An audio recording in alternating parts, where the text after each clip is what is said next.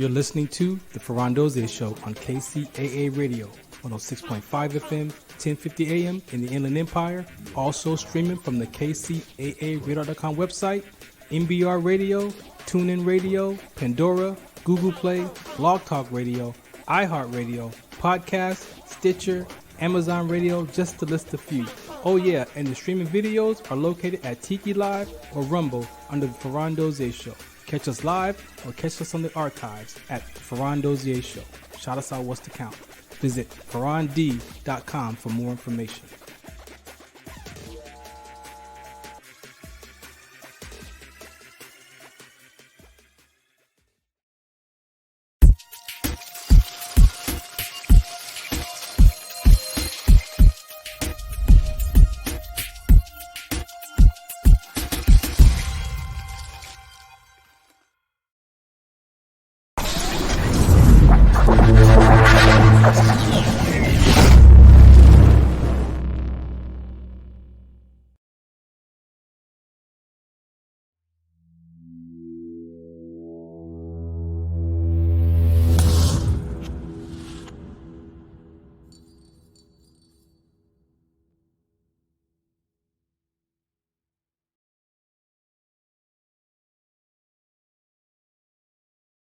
All right, good morning. Welcome to the Farron Dozier Show right here on MBR Network.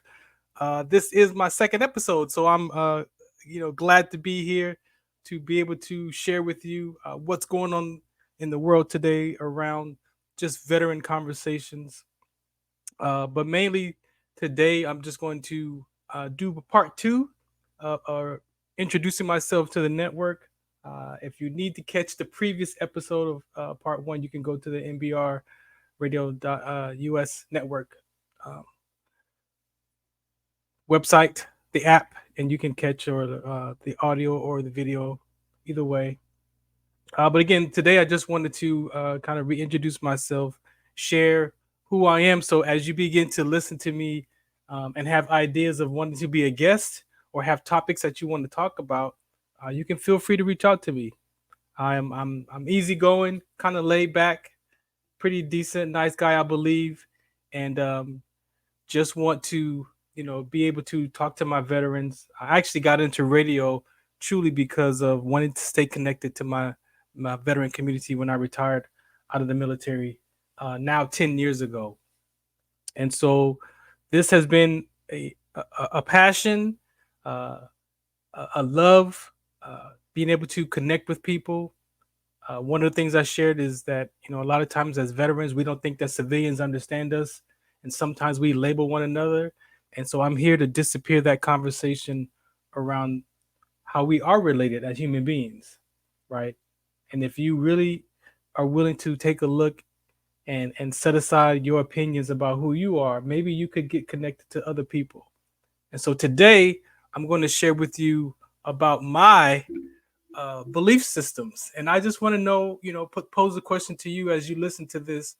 Where did you develop your belief systems from? A lot of times we get it from TV, movies, our family, our environment. Sometimes it's a lot of trial and error. My question to you is, where did you get your belief system from? And why do you believe it? Like, have you questioned it lately? I had to question my belief system about 13 years ago. And I realized that the first 40 years of my life just really wasn't what I thought. And as I got older, as I got more knowledge and understanding and revelation from my life and what I wanted to be and who I was being and what I was doing in life, some of those things that I believed in the past didn't fit who I was that day or now today. And so I'm still peeling off these layers of my experience of life and who I say that I am, not just who people tell me that I am. And so it's going to be very important for you to sometimes self-examine. It takes a lot. It takes a lot to tell the truth about ourselves. It's challenging for human beings to tell the truth to ourselves and to other people.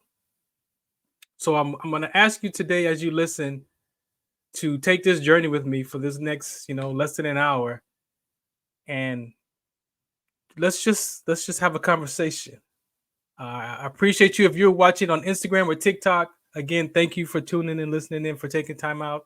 Whether you watch this live or later, I'm very appreciative for the MBR network to bring my show here uh, on Tuesdays at 10 a.m. Pacific time, 1300 Eastern time. That's 1 p.m. for you civilians out there. Uh, and so let's just get into it, right? So as I share with you, as I transitioned out of the military, even today, I still have a lot of those military mindsets, right? And guess what? They're not going to go away. Like the training that we go through in the military, it becomes a part of who we are as a person. It becomes a part of the fabric of how we think and operate. And what I learned is some of the things that I learned in the military don't work in other aspects of my life. They don't. But I had to recognize it. I'm a very analytical person. I can analyze real well, but I had to do that in the military. It's also part of my nature as a person. I ask questions, but when I got in the military, it enhanced that skill, especially coming up through the ranks, being a platoon sergeant. Like, you're responsible for a lot of lives, right? And so being able to analyze and make sure that before those soldiers get to that location, that you've been able to go out there and do a risk assessment, right? It's all about safety, safety first, safety first. So sometimes that didn't work in my other aspects of my life, because people would say, man, you analyze everything. Like, why do you analyze so much? But you know what? Instead of resisting that, I owned it. And so I recognize today when it's important to analyze situations, and when it's cool for me to just give up my view and my opinion of myself or what people are saying in a conversation.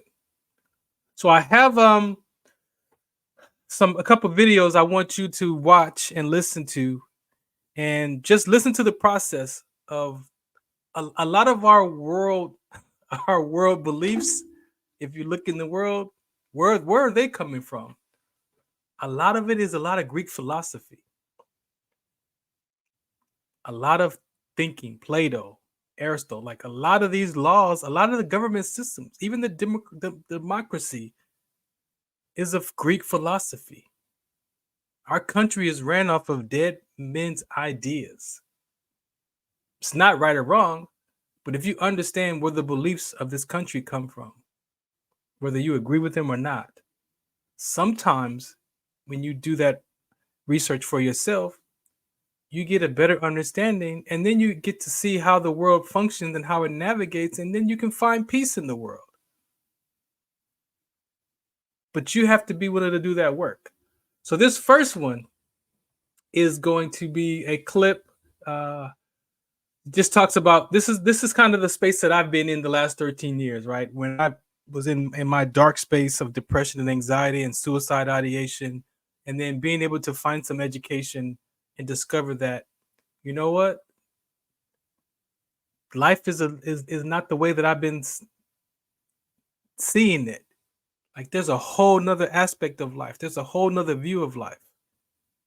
And my example is, imagine you've been wearing yellow sunglasses. You ever wore tinted sunglasses, like yellow ones?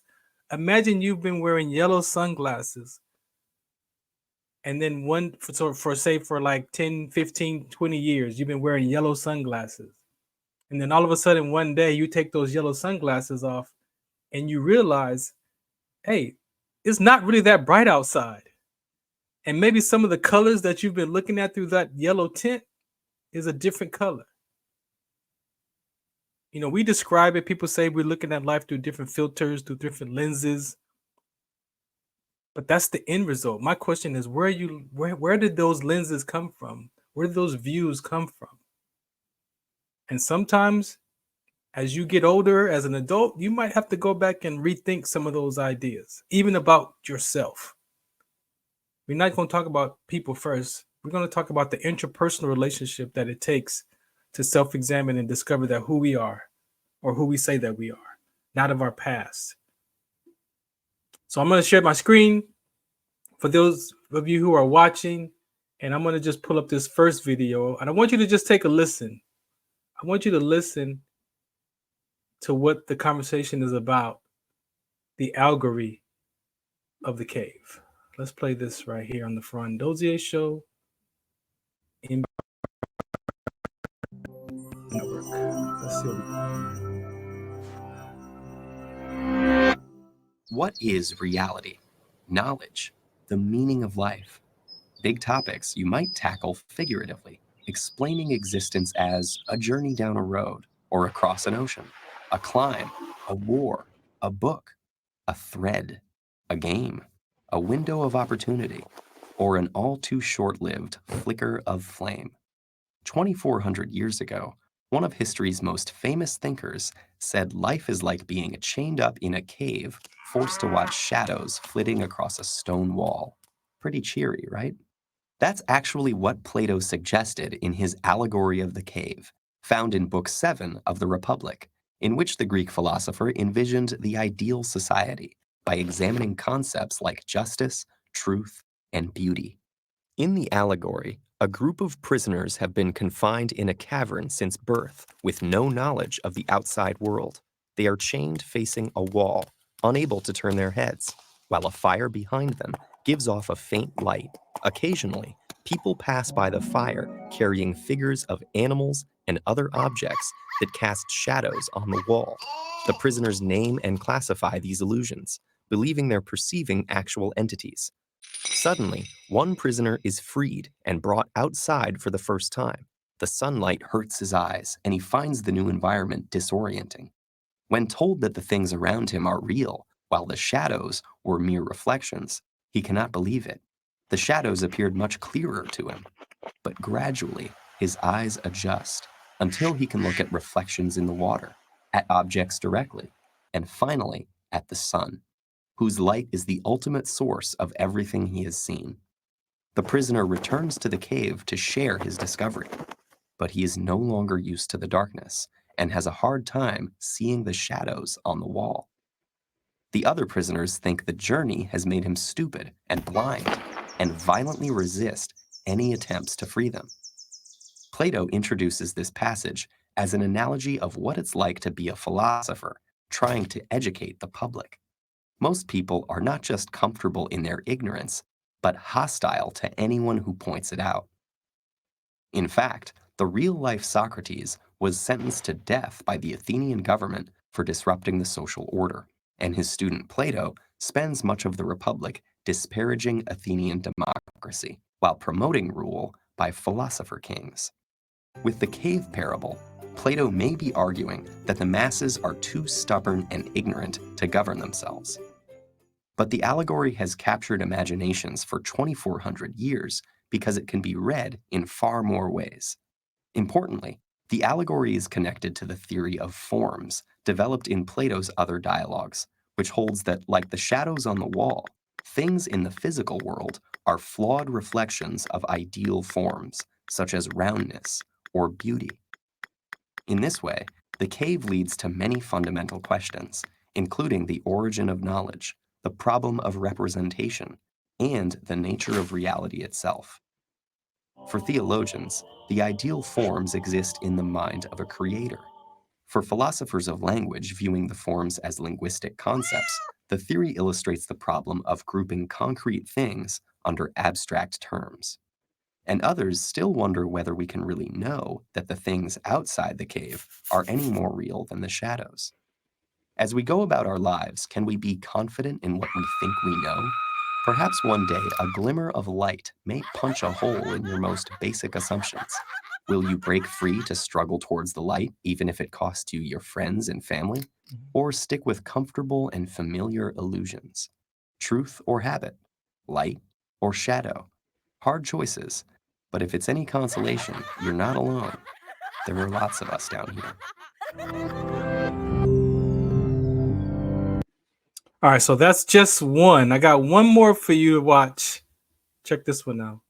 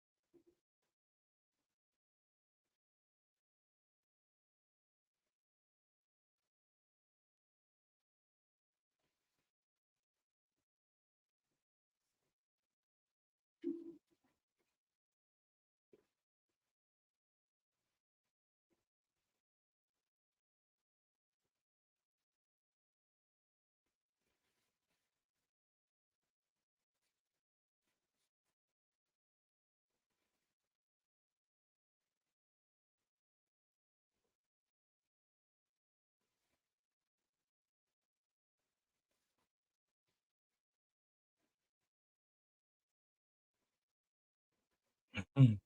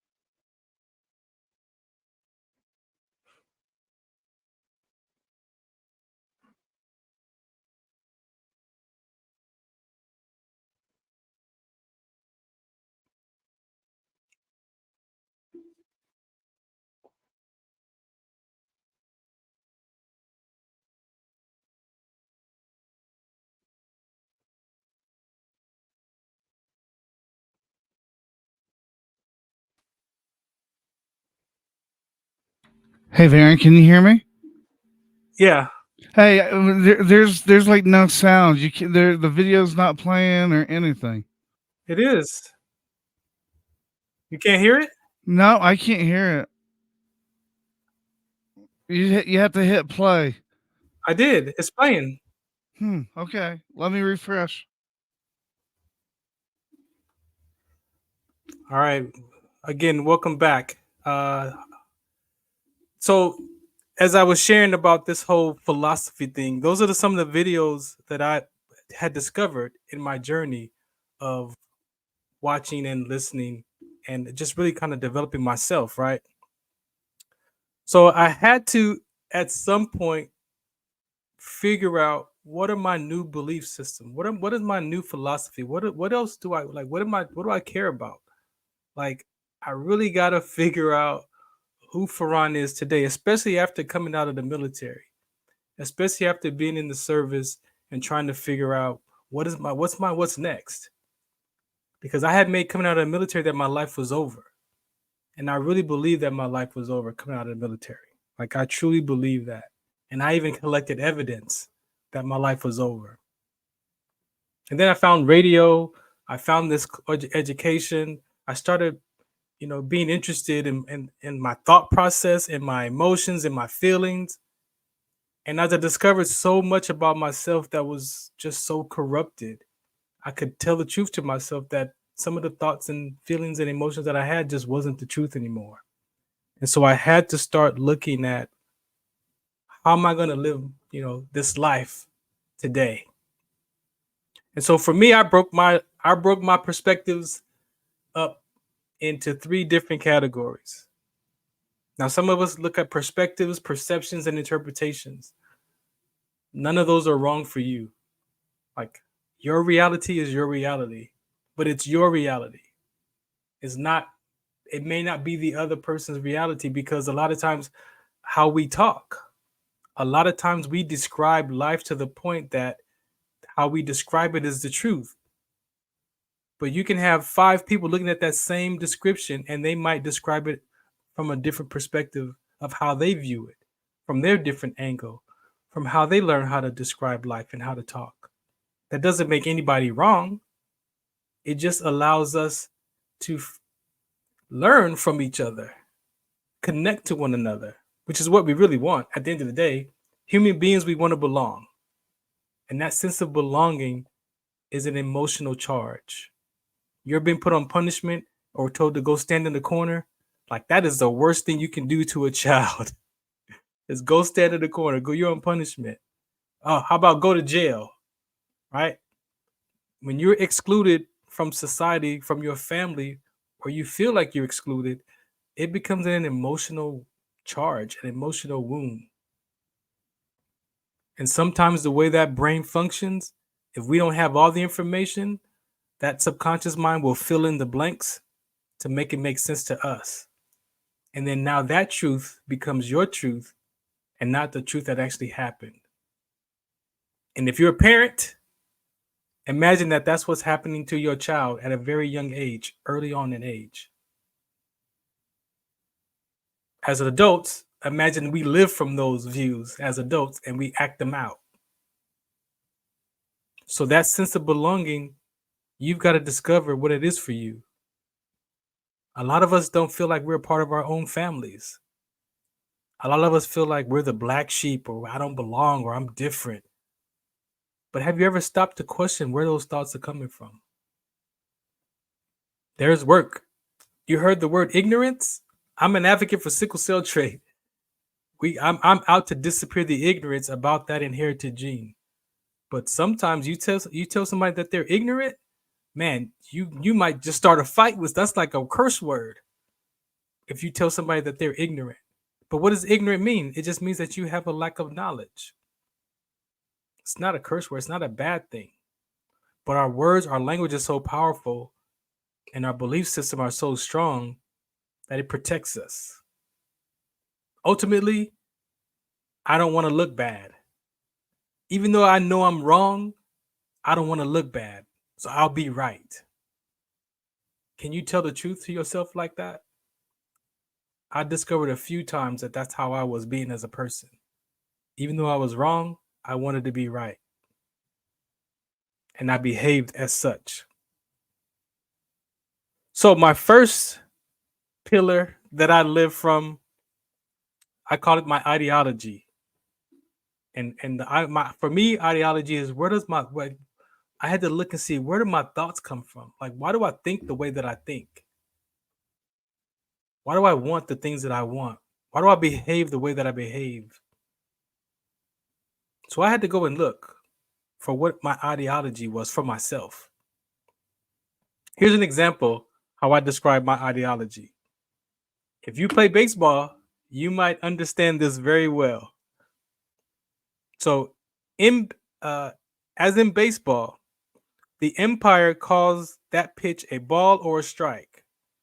No matter what the coach or the pitcher or the fans say that pitch was, it doesn't mean anything until the umpire calls it. So the umpire of a baseball game, when that ball comes across that plate, it does, even once it gets in that catcher's mitt, that pitch doesn't mean anything until the umpire calls it. And if he calls it a ball, it's a ball. If he calls it a strike, it's a strike. No matter what anybody has to say in that stadium, no matter what anybody, the coach, the players, pitcher, nobody gets to say in that pitch once it crosses that plate, but the umpire. So I'm saying, imagine if you live your life like the umpire of that baseball game. Imagine that you give meaning to your life, not letting people tell you what it means. That's different. It's allowing people to say, hey, you know what, Farron, you should do this, you should do that. Hey, you know, why do you think I should do it like that? What makes you say that? Ask more questions. Let them tell you what they see. You might get some insights. You might find out something that you didn't see. It might be a consequence that they're sharing with you so that you might avoid, being disappointed or being upset or being frustrated in the decision-making process. But what I've learned also is sometimes when people give you their views and their opinions, sometimes it's because they love you, because they care about you. A lot of times our parents just loved us. They wanted the best for us. They wanted to make the corrections. They didn't want our life to turn out like their life. They wanted to help us navigate these mistakes. But sometimes we want to make our own decisions and our own choices, which is not right or wrong. However, what do you make that mean about you? Do you make that mean that you're not good enough, that you're not worth it? See, in your ideology, in your ideas of yourself, not your ideas of other people, but ideas of yourself, what does that mean to you when someone says something? What do you make it mean about you? I had to do that. I had to start at 40 years old I had to start looking at what life meant to me about me. And some of the things that I even made up about myself wasn't true. And then to be honest enough to tell myself that, hey, you know what? That's not who you are, man. That's not only who you are. Maybe that's who you were back then, but that's not who you are today. And I believe that's very important for us as veterans in this mindset that we have. Someone somewhat similar to athletes. Like that identity sometimes is attached to who we are. No matter what people do, no matter what they say, I don't think I'm handsome, but I would have people in my life tell me that I was a handsome guy. And just because they told me that doesn't mean that I believed it, because I had another view of myself. Even today, it took me a long time, a couple of years to just start to be able to accept compliments. But it was all about how I saw myself first. That's what mattered. I don't care what you say about me. And have you noticed that affects people? You can tell a person you're great, you're doing great, but they'll deflect it with, "Oh no, I'm not," they'll deflect that. But why is that? Because maybe there's something in their own view of themselves that disempowers them. That's a feeling of diminishing of themselves. Now, I'm just an advocate for this. I'm not a psychologist. I'm not none of that. I'm not in none of that medical practice, but I'm advocating for this kind of a life for our veterans, for our children, for our athletes, for people. And if I discover this for myself, as you saw in those videos, it's possible that you might be able to discover it for yourself. And imagine we shift that conversation in the world. Our households change, our community changes, our society changes, then the world can change. And if you don't like change, maybe it'll alter. Maybe just altering your behavior just a little bit in one area opens up another way of being for you to be free to express yourself. So my ideology came from cognitive behavior, CBT. As veterans, we have access to a lot of mental health programs at the VA, and let me tell you, it took me some time, but I ended up going to the VA and I ended up signing up for the cognitive behavior class. And let me tell you, I'm so glad I did, because that education, those principles in that CBT, cognitive behavior, it allowed me to examine my thoughts, how I talk. Sometimes we describe life in such an exaggerated fashion by saying all or none, or I don't trust, or I don't this, and it gives you no freedom to look at life another way. Just by how you talk and how you think. But that education from the VA, the kind of behavior, the CBT, taught me how I can grab those thoughts, examine them in my head, put them up against something outside of myself, and examine those thoughts and look at them for what they are. Is this a constant way that I think? Is this exaggerated? And then I could tell the truth. Then I could tell the truth to myself. And maybe instead of saying all or none, I could say, well, 50% of the time, 60% of the time, 30%. Now I'm putting a different kind of language to it as a percentage, because now I can at least be honest with my alls or nothings. They're no longer alls or nothings. There's 50% of the time that I don't trust myself. There's 50% of the time I don't trust people. It's not 100. But it depends on you, though. It depends on you if you're willing to look at your ideology and where your thoughts really come from. And that class at the VA helped me tremendously. All right. So again, you're tuned into the Farron Dozier Show, MBR Network. I really appreciate you. This is my second episode here. I'm going to play a couple of public service announcements for you, and then I'll get back into the second half of the show to wrap up my ideologies and just kind of give you a sense of what else I'm up to when I'm not here on the air with you. This is the Farron Dozier Show on KCA Radio, MBR Radio as well. You're listening to the Farron Dozier Show on KCAA Radio, 106.5 FM, 1050 AM in the Inland Empire. Also streaming from the KCAARadar.com website, MBR Radio, TuneIn Radio, Pandora, Google Play, Blog Talk Radio, iHeartRadio, Podcast, Stitcher, Amazon Radio, just to list a few. Oh yeah, and the streaming videos are located at Tiki Live or Rumble under the Farron Dozier Show. Catch us live or catch us on the archives at the Farron Dozier Show. Shout us out, what's the count? Visit farrond.com for more information.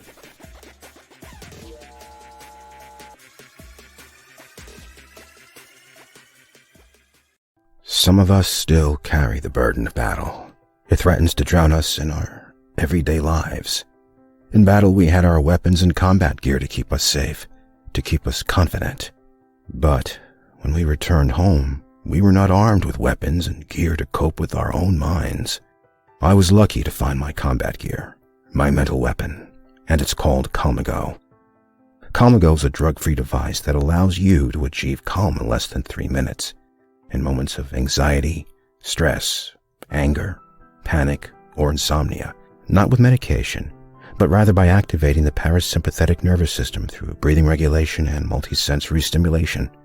A recent study has shown that Calmago decreases PTSD and anxiety levels in veterans, helping those who are suffering and having a long-lasting effect. Visit Calmago.com to learn how you can get Calmago through the VA or with a special veterans discount code.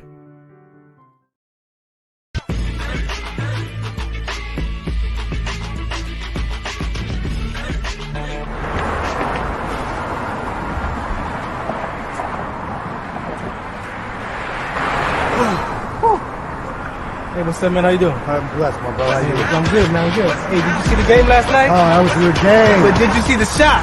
I lost money from that shot. Oh, too, man, bro. that shot was cold, I man. hated it, but it was good. Damn.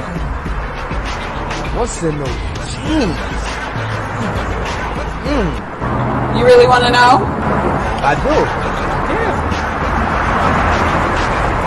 Exhaustion, muscle spasms, asthmatic issues, unexpected sickle cell trait crises. Damn. Are you serious? When I was young, I found out I had sickle cell trait. My mom's told me, but I ain't have no knowledge of it. But when I got older, I had a child, and the doctor told me my daughter has sickle cell trait. Do you know the facts that both parents have sickle cell trait? There's a 50% chance the child may have the trait, and 25% chance the child may have the disease. Hey, that's what's the count. Do you know that 2.5 million people in the United States have sickle cell trait, 300 million people globally? I didn't find out I had sickle cell trait until I was in the Army, 10 years. Next thing you know, I had a sickle cell trait exertion site. Sickle cell? I thought that was a black gene or something. Nah, man, the Latin community is number 2. 1 out of 36,000 babies are being born with sickle cell disease. You could be Caucasian, Mediterranean, European. You gotta know your bloodline, man. There is an inherited gene in our community that has been forgotten. The name is sickle cell trait. WDCONSCT, also known as What's the Count, is out to bring awareness, education, and prevention to people all over the globe. Want more information? Call us now at 323-215-5384 or visit www.wdconsct.org.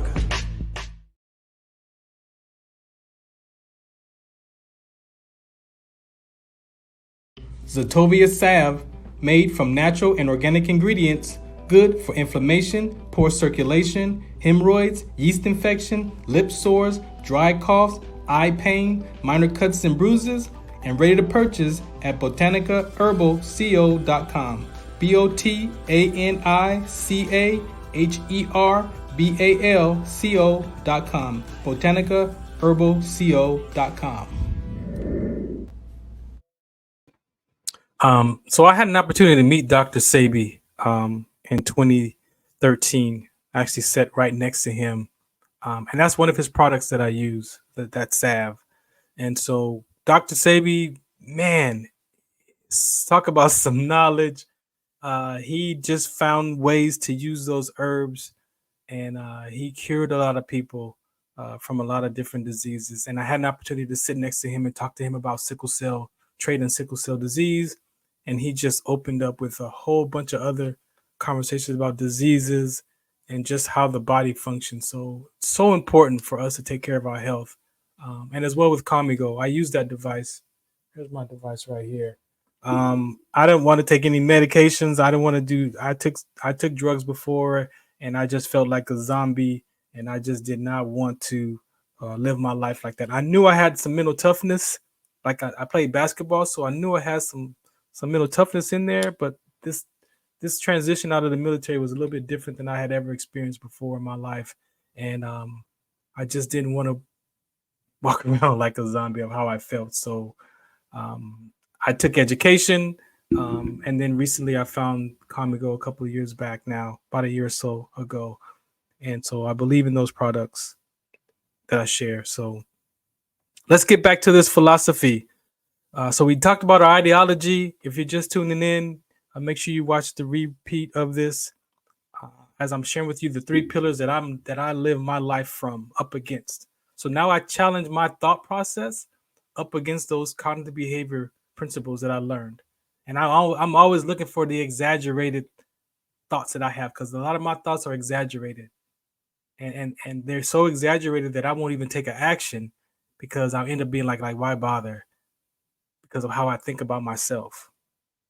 And then you project that on other people. So my philosophy, here's my philosophy.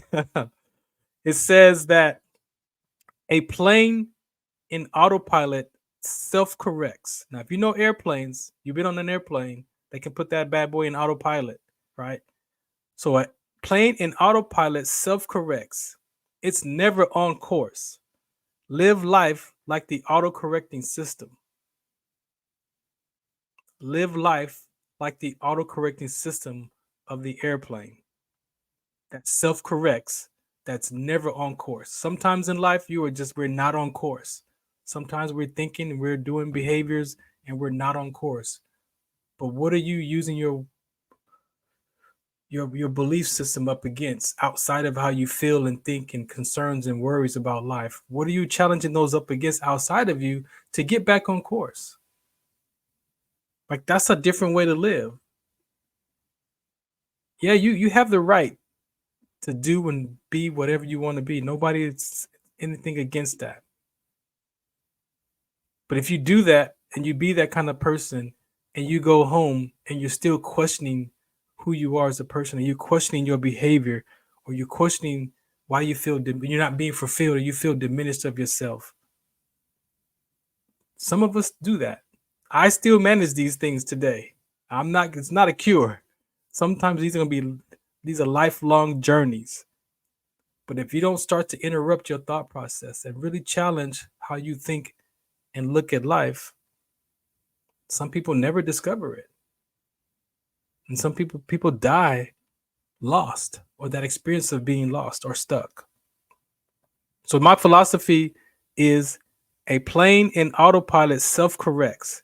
It's never on course. Live life like the auto-correcting system. And I found that to be an education, personal development course. And so at 40 years old, when I took that education, I challenged everything that I could think of at that class. And I discovered that maybe there was some of my beliefs that was just so wrong. I grew up thinking that I was abandoned. A lot of us feel like we've been abandoned by our parents, by situations. And we have evidence. We got proof. I had enough proof to think that I was abandoned. But guess what? 40 years, 35, 38 years later, I realized that was not a true statement. It wasn't a true story. And the thoughts of what an 8-year-old, see, check this out. An 8-year-old has really no sense of time. No sense of time. So being at home for 90 minutes by myself after school for an 8-year-old felt like 20 hours. And the way that I shared that with my psychologist, he was like, I would have called the CPS on your parents, the way that you told this story to me in the beginning. Because the way that I described that story, how I thought about it, how it made me feel, who I had to be to survive that abandonment Do you know what kind of person people become to survive being abandoned? The experience of it, if it's true to them, just look in the world. Just look in how people behave. Some people grew up, fast. We had to become adults at 12, 13 years old, taking care of our siblings because our parents had to work. That wasn't mine. I was the oldest, so I had to come home by myself. So my abandonment was a little bit different. But some people, even who had to raise their siblings, there's some resentment, there's some upset there because they feel like they missed out on their childhood, that they had to do all these responsible things as adults did as a child. And then you carry that. And then you walk around with that in the background of your thought process. How does that affect you? So I had to go and figure out how my belief system was working, and my philosophy was corrupted. It was truly corrupt. I could tell you the truth that it was corrupted.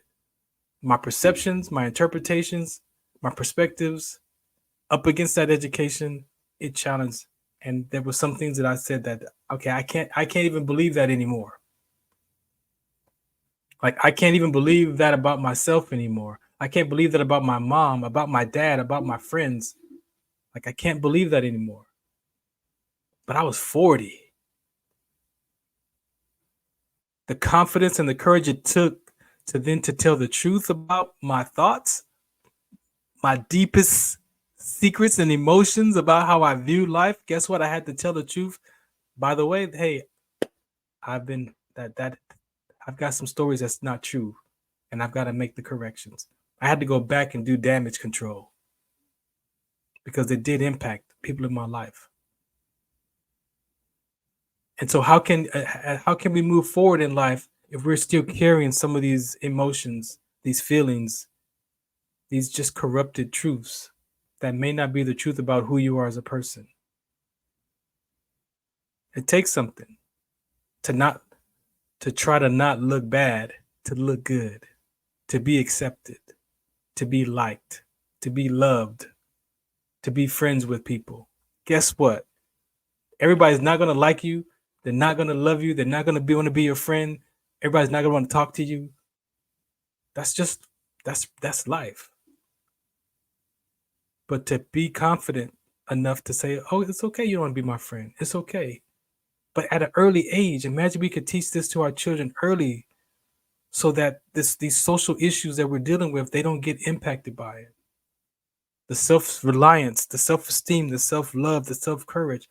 I'm rebuilding all that at 53. I'm rebuilding my own self-esteem, my own self-love. The last 3 years, my own self-confidence. Like, no one's going to fill that void.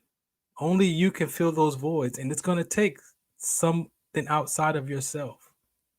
And those are the kind of talks we're going to have here. If you want your comedy specials and all that, you can watch that wherever you get that from. But like those conversations on those videos, I'm just not going to leave people in the dark. I'll make it fun and as light as possible, but this is real life. A veteran takes their life every 65 minutes. I don't see anything funny about that. So someone has to have these tough conversations with some love and compassion, some listening. I'm willing to do that. I'm willing to be that kind of person. Then we can go watch some comedy somewhere else. But people's lives are at stake. People's families, people's relationships. That sense of belonging is important. And no one is going to feel that emptiness inside of you. No one can fill that void. If they do, it's temporary. And as soon as they're not doing it, then it's gone. And guess what? That person can never fill that void. That spouse, that girlfriend, that boyfriend can never fill that void every day, every moment. They couldn't do it enough. They couldn't call you enough. They couldn't say, I love you enough, because one day they're not going to say it and then you're going to bring it up. Like, those are the voids that we have. And we can make those corrections if you're willing to look at it. So that's my philosophy. My theology Now I grew up in church, Baptist, however you want to call it. Received the Holy Spirit at a very young age, at 16, but I didn't know what that was. I was speaking in tongues, but I didn't know what that was. There was just some missing conversations that I didn't have. Grew up in church as a child. My grandfather was a reverend, a pastor. My mom is a minister. Everybody went to church in my family. And then at some point I walked away because I just felt like that was too perfect and I couldn't keep up with that. Like I couldn't handle it. I couldn't be that kind of a person. However, as I got older and I started, doing this work and these three pillars, my ideology, my philosophy, and then I had to take a look at my theology. Like, what do I believe in spiritually? Your mind is going to go, your spirit is going to go to something. Tarot cards, crystals, biblical principles, something. Your spirit is going to look for something to attach itself to feed that spirit. And I'm not here to judge you, to tell you what's right or wrong or good or bad. That's not my place. But it's up to you to figure out what that belief is. And there's so much in the world today that wars are started because of religious stuff, religious conversations. It's a very tough conversation to have in the world. But I had to do my own work. I had to figure out what my own theology was for Farron. And so I did. I went back and I started looking at the Bible for myself. I started looking at God and reading about God and Jesus Christ and the Holy Spirit for myself. And guess what? For me, I found peace in that. I believe in God, I believe in Jesus, and I believe in the Holy Spirit. And if you don't believe in all three of those, then I'm okay. I'm not here to judge you for that. I'll just ask more questions. I find out, well, how did you learn about your belief? Your religion. How did you learn about that religion? Sometimes that religion is influenced on us because of our parents. Even to the point that if you don't follow that religion, that Joe disown you as a child. Like, there's a lot of pressure that comes with religious conversations. But I found, God for myself, not for what my mom has to say, my dad. No, I had to find God for Farron. And so this is my phrase for my theology. So as much as we are told we are social beings in the human experience, right? So as much as we are told that we are social beings in the human experience, because we are social, human beings are social beings. We want to belong, we want to connect. Like, that is what the human being experience is. We are social beings.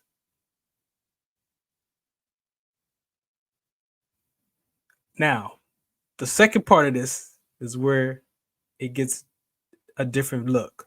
So it says, as much as we are told we are social beings in the human experience, the spirit has an additional conversation about this walk that can be alone from man but present with God.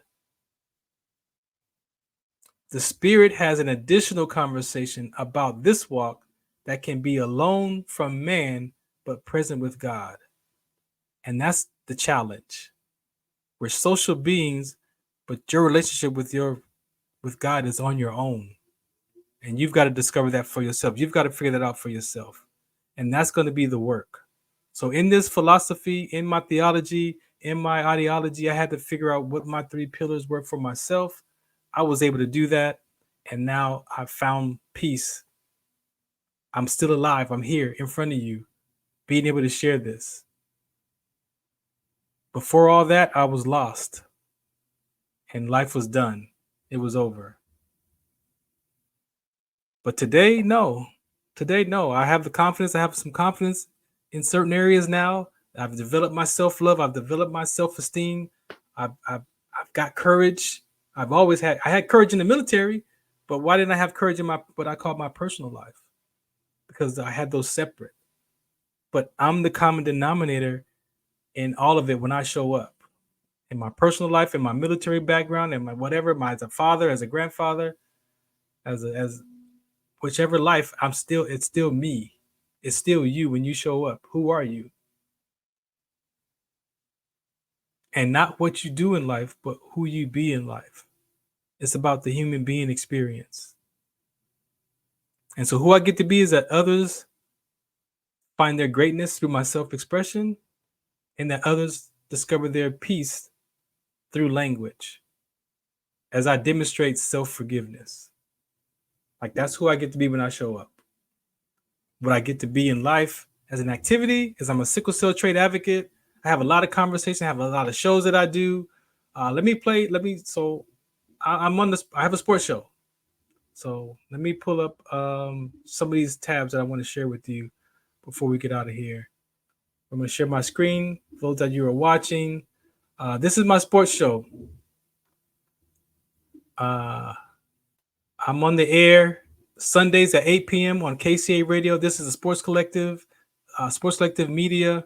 I have different interviews where we talk to athletes from all different backgrounds, all different walks of life, professional, young athletes, men, women.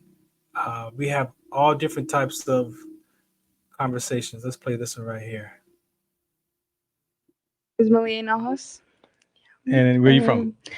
I'm from Brenna Park. Buena Park. Yes. She is one of our in studio guests tonight, ladies and gentlemen, as we'll be talking about a Chasing Hoop Dream segment around some mental toughness. So she'll be in the zone with Robert Lamar. If Coach Will shows up, he'll be here. Factor. He'll be here. Oh man, I trust it. But hey, let's get into it, man. It is nice to have an in studio guest. Yes, we value in studio guests more than anything here. Because it's like, we get the presence of everybody getting to see, you and you get to hear your story and everything. So thank you for being, on deck today. We really appreciate you being here. Shout out to your moms and your sister for bringing you out. That's appreciate the family. So let's get into it. Yeah. So just give us some background of your basketball experiences. Yeah, I've been playing basketball since second grade. Mm-hmm. Yeah, I went my freshman year. I'm actually from Santa Barbara County, so my freshman year I played in Santa Maria, and I went through some challenges there with the coaching and the team, and that really, it really just took something on my mental health. Yeah. And so it was even at the point where I was just didn't know if I still wanted to play basketball. Oh, question it. Yeah, questioning it. So and I was between I didn't know if just the team wasn't the right move for me, or if I wanted to transfer, if I wanted to just pull through it. I ended up transferring, and we ended up my club team that I played during the summer, it was down here in Orange County, and so me and my dad would drive 3.5, 4 hours every weekend for practices. Wow. And then in the summer. So we ended up probably last summer, we ended up just moving down here. Yeah, it was better for my family. Who influenced the whole basketball conversation at such a young age? My dad, he put me into, we're a sports family, so he put me into a lot of sports. I played volleyball, softball, soccer. I tried everything, basketball, but basketball just kind of always stuck with me. Rob? I mean, Central Coast to down here, that's a dramatic difference, right? Yeah, for sure. Do you miss the weather up there? I do, yeah, and we were really close to the beach. Yeah. I miss that. Yeah, there's no ocean around here, which kind of sucks. But you said you tried everything, and then basketball, you kind of fell into that to the point where that's your your number one squeeze. Yeah. If you can go back, do you think that if you would apply a little bit more into other sports, you think you would have ended up there instead of basketball, or just basketballs were really where your heart was at from the beginning? So that's where you can catch us on Sunday nights. Also have a show today, actually, Beyond 2D is where we have a conversation about just the different dynamics of life experiences, different conversation about life, accountability, being responsible. We're starting our second season around grief. And so we're going to do 4 episodes about grief. And that's today also at 3 p.m. Pacific time, 6 p.m. East Coast. So again, thank you for today. I hope that something I've said was able to help, you to look in your life and kind of figure out where you are, right? To figure out what you want, who you are, what you want to be up to about life. So I thank you for today, and I will be back again next Tuesday. Shout us out. What's the count? FarronD.com, the FarronDozierShow.com. Shouts out to NBR Network.